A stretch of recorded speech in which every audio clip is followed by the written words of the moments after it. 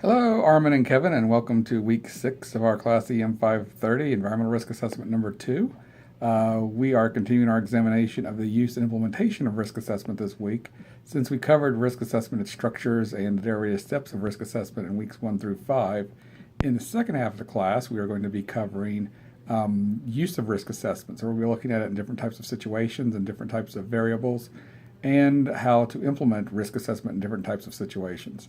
Interesting post on the discussion board this week, guys. It's giving you the option on one discussion board to go find your state agencies that deal with toxic chemicals, pesticides, herbicides, those kind of things, and other chemicals, and see how your state agency regulate those types of chemicals. So interesting little scavenger hunt there, guys, for you guys to go out and see how your state agencies are going to explore and examine those type of situations as well, too.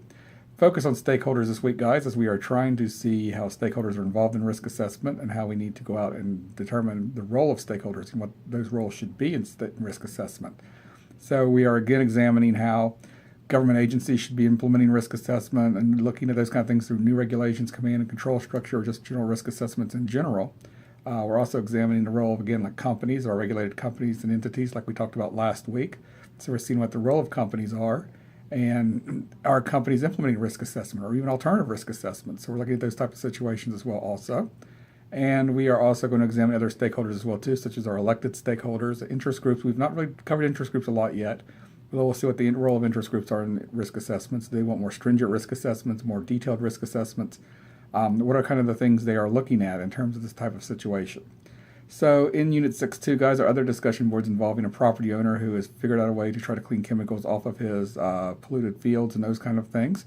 And we are looking at how he should find the stakeholders who are possibly involved in that contamination.